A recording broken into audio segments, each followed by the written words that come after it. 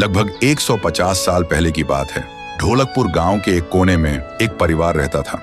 उस परिवार में था पीहू, उसका बड़े भाई साहुर और उनके मम्मी पापा। एक सुबह पीहू और साहुर घर के बाहर खेल रहे थे और अंदर उनकी मम्मी किचन में खाना बना रही थी। वो थोड़ी जल्दी में थी और तभी अचानक उनके कपड़ों में आग लग जाती है। वो चीख चीख के चिल्लाने लगती हैं। पीहू और साहुर मम्मी की चीख सुनकर भागकर अंदर आते हैं और जैसे ही मम्मी को जलते हुए देखते हैं वो चिल्लाते हैं, पापा जल्दी आओ पापा। पापा भागकर आते हैं, लेकिन मम्मी को बचाने के लिए जैसे ही हाथ बढ़ाते हैं उनके कपड़ों में भी आग पकड़ लेती है और कुछ ही सेकंड्स में दोनों जलकर राख हो गए। पीहू और साहुर सिर्फ देखते रह गए, जैसे पूरी दुनिया ही खत्म हो गई हो।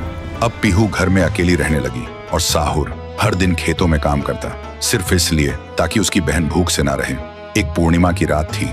साहुर खेतों से काम करके घर लौट रहा था। तभी उसकी नजर जाती है एक घर की खिड़की पर। वो देखता है एक आदमी किसी का खून कर रहा था। ये देखते ही साहुर के पैर कांपने लगे और जैसे ही वो पीछे मुड़ता है एक और आदमी हाथ में खंजर लेकर खड़ा था। वो आदमी बिना कुछ कहे साहुर पर वार कर देता है। फिर गांव के लोगों को इकट्ठा करते हैं और वही आदमी चिल्लाता है, ये लड़का मेरे घर में घुसकर चोरी कर रहा था और जब मैंने रोका तो मुझे ही मारने की कोशिश की। अब आप लोग ही बताओ इसके साथ क्या किया जाए। गांव वाले गुस्से से भड़क उठते हैं और चिल्ला के कहते हैं, इसे उस पेड़ पे जिंदा उल्टा लटका दो। साहुर गिड़गिड़ाता है, मैं बेकसूर हूँ, मैंने कुछ नहीं किया। लेकिन गांव के किसी ने भी उसकी एक ना सुनी। उधर उसकी बहन रात भर उसका इंतजार करती रही और सुबह जब वो उसे ढूंढने निकली तो देखती है उसका भाई गांव के बीच वाले सूखे पेड़ से उल्टा लटका हुआ है। ये देखते ही पीहू टूट जाती है, जोर जोर से चीखने लगती है और उसकी चीख पूरे गांव में गूंज जाती है। फिर गांव वाले पीहू को भी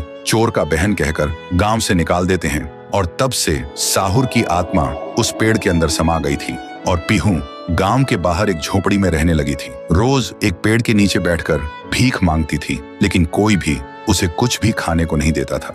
वो बस भूखी पेट पेड़ के नीचे लेटी रहती थी। साहुर भी अपनी बहन का दर्द महसूस कर पाता था, लेकिन वो कुछ नहीं कर सकता था। फिर एक दिन पीहू रास्ते में खाना मांग रही थी और तभी एक नशे में चली गाड़ी ने उसे कुचल दिया था। तब से पीहू एक भूखी आत्मा बन गई जो हर गांव में भटकती थी, सिर्फ एक ही बात कहकर, मुझे भूख लगी है। ये सब याद करते ही तुंग तुंग तुंग साहुर की आंखों से आंसू टपकने लगते हैं और तभी उसे एक आवाज सुनाई देती है। भैया, और बिना कुछ सोचे तुंग तुंग तुंग साहुरा उस सूखे पेड़ के अंदर से निकलता है और अंधेरे में सीधा उस आवाज की तरफ चल पड़ता है। तो दोस्तों, अगर आप चाहते हो कि अगले पार्ट में पीहू, गुड़िया और तुंग तुंग तुंग साहुर की पावर दिखाई जाए तो इस वीडियो को 2 लाख लाइक्स तक पहुंचाओ, तभी आएगा असली तांडव।